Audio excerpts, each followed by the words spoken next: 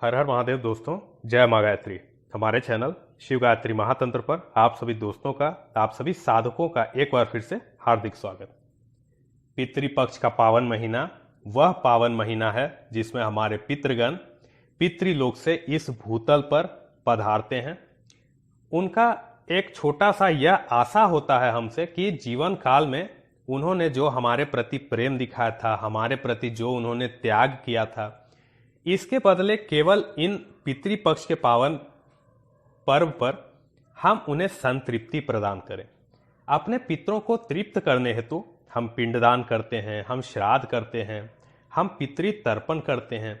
इसी के समान उन्हें तृप्त करने की एक और विधि होती है जिसे शास्त्रों में कहा गया है पंचबली कर्म।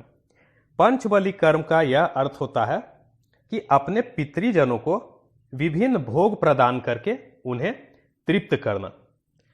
शास्त्रों में यह बताया गया है कि जो व्यक्ति श्राद्ध पक्ष में अथवा पितृ पक्ष में पिंडदान नहीं कर पाते, श्राद्ध नहीं कर पाते, तर्पण भी नहीं कर पाते, ब्राह्मणों को भोजन भी नहीं करवा पाते, तो केवल मात्र सर्व पितृ अमावस्या, जो पितृ अमावस्या के नाम से भी जाना जाता है, उस दिन ये पंचबली कर्म करके हम अपने पितरों को तृप्त कर सकते हैं।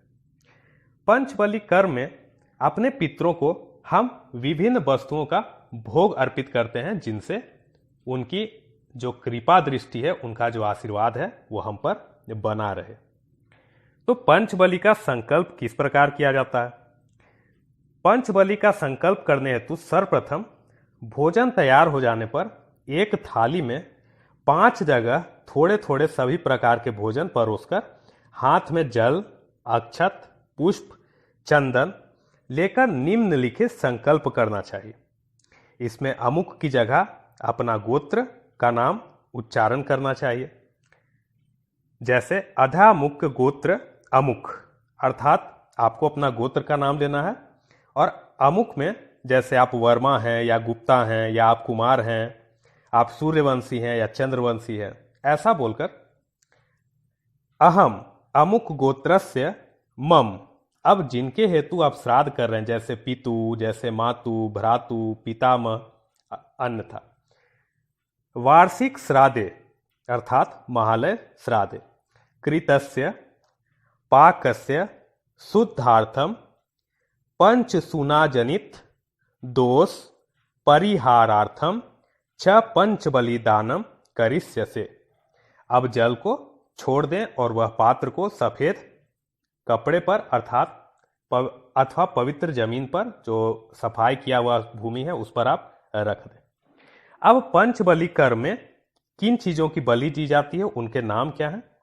प्रथम आता है गो बलि, द्वितीय आता है स्वान बलि, तृतीय बोला जाता है काक बलि को, चतुर्थ में आता है देवादि बलि, और पांचवा आता है पिपलिकादि बलि। अब सर्वप्रथम आता है पंचबली के अंतर्गत गो बलि। तो मंत्र पढ़ते हुए गाय के समक्ष उसके हिस्से का भोजन पत्ते पर रख दें।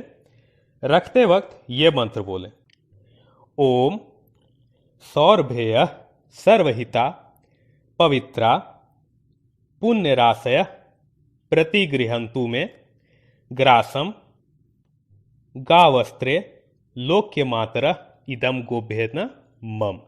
इस प्रकार गोबलि पूर्ण हुई। अब बारी आती है स्वान बलि की। तो ठीक इसी प्रकार कुत्ते के हिस्से का भोजन पत्ते पर रखकर उसे खिलाएं और यह मंत्र बोलें, दो स्वानो श्यामस्य बलो वैवस्वत कुलो ताभ्या अन्नम प्रयच्छामि स्याता मेताब हिंसको इदम स्वस्याम नमम। अब बारी आती है काक बलि की। तो कौए के लिए सफेद भूमि या छत पर अन्न और जल रखकर इन मंत्रों को पढ़ना चाहिए। ओम इंद्र वारुण वायव्या याम्या वै नैरितास्था वायसा प्रतिगृहंतु भूमो पिंड मयोजितम इदम मनम वायसेभ्यो न मम। अब बारी आती है देवादि बलि की। तो देवताओं आदि के लिए पत्ते पर अन्न और जल रखकर यह मंत्र बोलना चाहिए।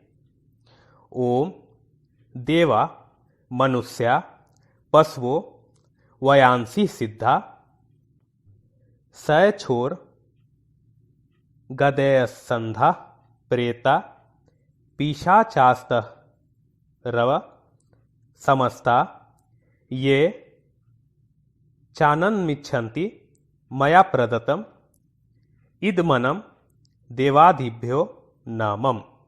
इसके बाद जो अन्न का भाग है वह अग्नि के सुपुर्द रख देना चाहिए, यानी कि अग्नि के सामने रख देना चाहिए, या फिर आप भगवान सूर्य नारायण के सामने भी रख सकते हैं। अब बारी आती है पिपलिकादि बलि। इसी प्रकार एक पत्ते पर चींटी मकोड़े आदि के लिए उनके बिलों के पास भोजन रख दें और यह मंत्र बोले। पिपलिका कीट पतंग काध्या बुभुक्षिता कर्म निबंध बद्धा तेसा ही तृप्यर्थम मिदम मयानम तेभ्यो विसृष्टम सुखिनो भवन्तु इदम मनम पिपलिकादिभ्यो नमः। इस प्रकार पंचबली कर्म संपूर्ण हुआ।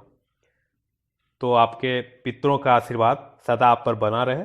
बताने में कोई भूल चूक हो गई होगी तो उसके लिए क्षमा कीजिएगा। तब तक के लिए हर हर महादेव, जय मां गायत्री, जय जय गुरुदेव। पंचबली कर्म की सारी विधि इसी वीडियो के डिस्क्रिप्शन बॉक्स में भली भांति अच्छे प्रकार से लिख दी गई है। कृपया जाकर वहां एक बार अवश्य पढ़ लें।